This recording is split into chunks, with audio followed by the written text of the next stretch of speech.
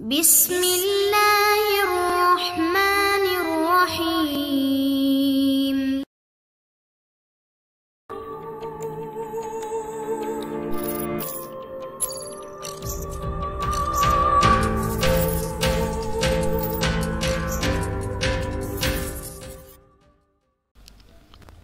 السلام علیکم دوستو، Imran series novel dark club by Mazhar claim MA۔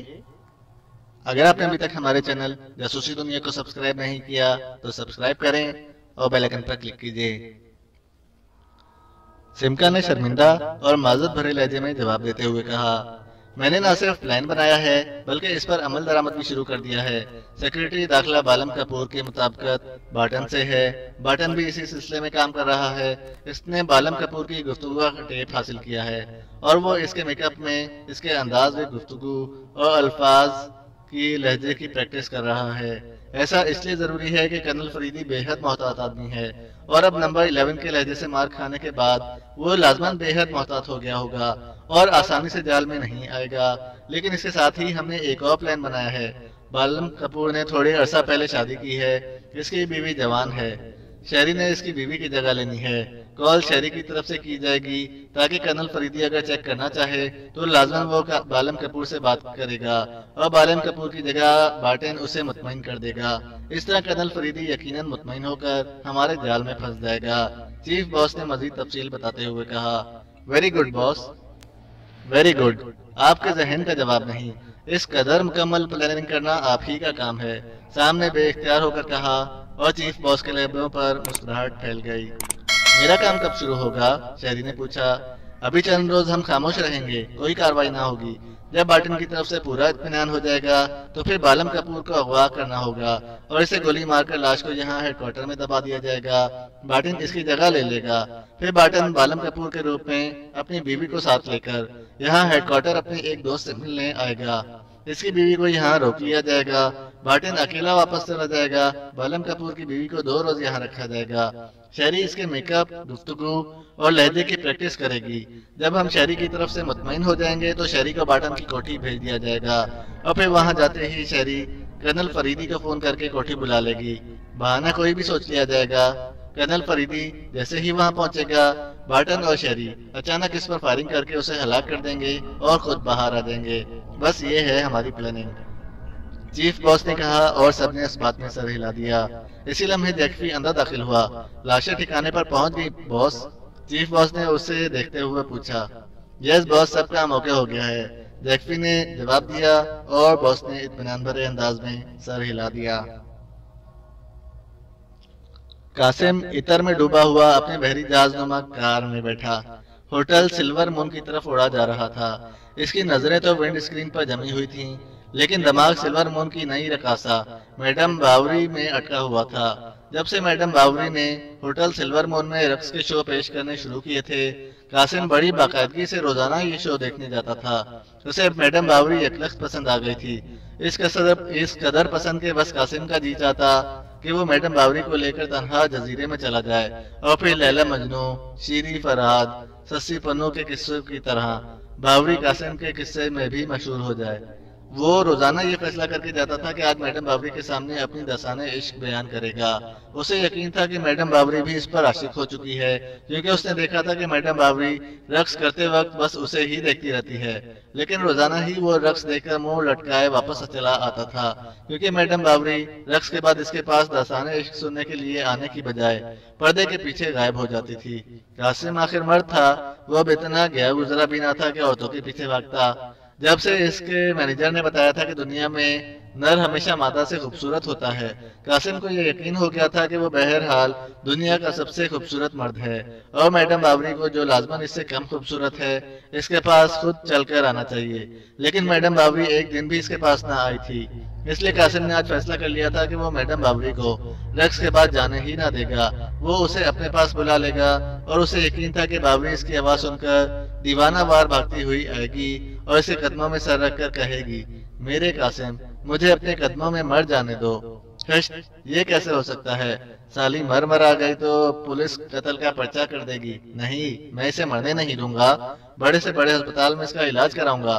Qasim ने दिल ही दिल में फैसला कर लिया और फिर थोड़ी देर बाद इसकी कार होटल सिल्वर मून की पार्किंग में पहुंच गई। पार्किंग रंग बिरंगी कारों से पुर था।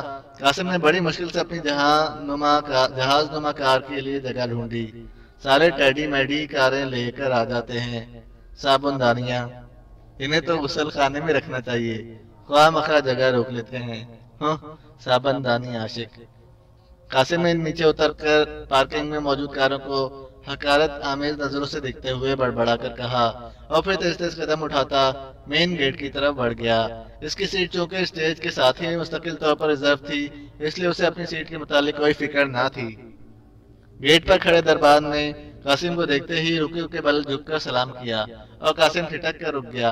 अबे क्या गिरा है जो यूं झुककर ढूंढ रहा है? साले देखना कहीं मेरी जेब से कोई चवन्नी तो नहीं गिर गई। कासिम ने तेज नजरों से फर्श को देखते हुए कहा, हजूर, मैं तो आपको सलाम कर रहा हूँ। दरबान ने फौरन ही सीधे होते हुए कहा, अबे झूठ मारता है, फ्रॉड करता है। सलाम इस तरह किया जाता है। ना तूने अस्सलाम वालेकुम कहा, ना माथे पर हाथ मारा और कहता है सलाम कर रहा था। कासिम ने आंखें निकालते हुए कहा, साहब रास्ता तो दीजिए, आपकी वजह से रास्ता रुक गया है। इससे पहले कि दरबान कोई जवाब देता, किसी ने तलख लहजे में कासिम से मुखातिब होकर कहा। कासिम आवाज सुनते ही तेजी से मुड़ा। इसके सामने एक दुबला पतला नौजवान खड़ा था, जिसके साथ सुनहरे रंग की साड़ी में मलबूस एक खूबसूरत लेकिन दुबली पतली लड़की खड़ी मुस्कुरा रही थी। अबे मच्छर की दुम चमरीखू, ये तुम मुझसे किस लहजे में बात कर रहे हो? अपनी पसलियां गिनी है कभी?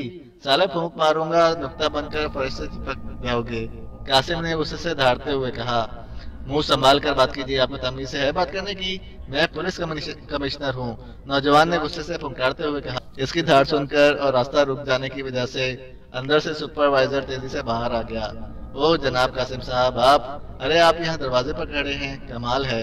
मैडम बावरी का रक्स शुरू होने वाला है। सुपरवाइजर ने जल्दी से कहा। शुरू होने वाला है? ये कैसे हो सकता है? कासिम दी ग्रेड के बगैर वो साली मैडम कैसे नाच सकती है? जनाब बस आपका ही इंतजार है, तशरीफ लाइए। वो आपका ही पूछ रही थी कि कासिम साहब आ गए हों तो मैं रक्स शुरू करूं। सुपरवाइजर ने जल्दी से बात बनाते हुए कहा। वो कासिम की टाइप को अच्छी तरह जानता था। ओ अच्छा, यानी मेरा पूछ रही थी। वाह साले, खुश कर दिया। मगर मैं अंदर चला गया तो ये चिड़ी मार भी अंदर आ जाएगा। इसे बाहर रोको, भगा दो साले को। आ जाते हैं बाप का माल समझकर हजम करने, न दीदे।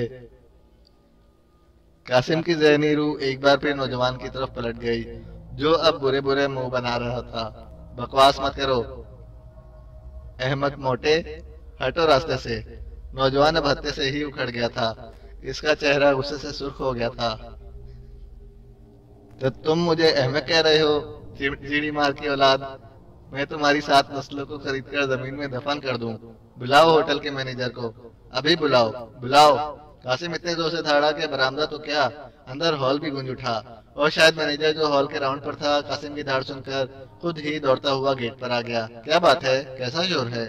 दरवाजे में कासिम डटा हुआ था, जबकि इसके सामने वो नौजवान और इसकी साथी लड़की के अलावा 10-12 और जोड़े भी खड़े थे और हैरत से ये सब कुछ देख रहे थे। अबे घामड़, मैनेजर को बुलाओ। चूहे की दुम, सुना नहीं तुमने?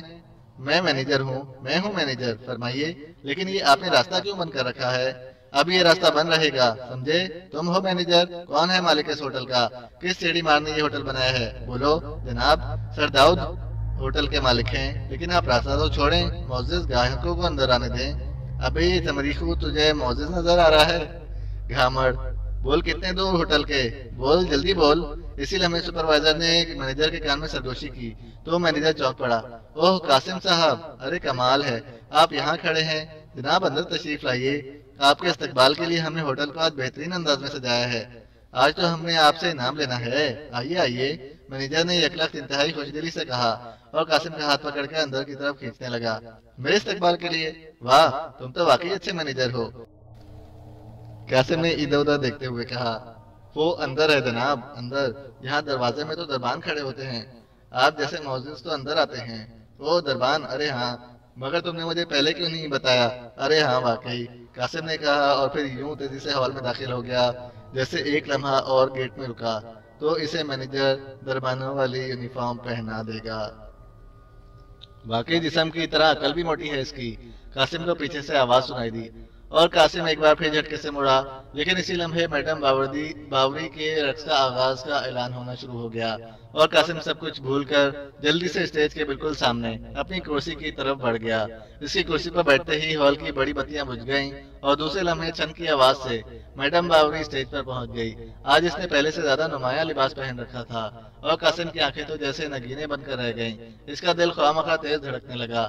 मैडम बावरी का रक्स आखिरी आहिस्ता आहिस्ता अपने अरूज पर पहुंचता गया और कासिम को यूं महसूस हो रहा था जैसे आज इसका दिल फड़क कर बाहर आ जाएगा। वो टिकटिकी बांधे और मुंह खोले मैडम बावरी को देख रहा था। मैडम बावरी का भरा भरा जिस्म आज कासिम के दिल पर बिजली बनकर टूट रहा था और फिर देखते ही देखते एक छनाके से रक्स खत्म हुआ और मैडम बावरी तेजी से पर्दे के पीछे गायब हो गई और पूरा हॉल तालियों से गूंज उठा। यूं लगता था जैसे तौलियों की गूंज से हॉल की छत उड़ जाएगी। साली आज भी चली गई, मगर आज मैं इससे जरूर बात करूंगा। नक चढ़ी, समझती क्या है अपने आप को? कासिम ने बड़बड़ाते हुए कहा और फिर वो एक झटके से उठ खड़ा हुआ। अब स्टेज पर कोई और आइटम पेश किया जा रहा था। बैठ जाओ ओ मोटे, बैठ जाओ।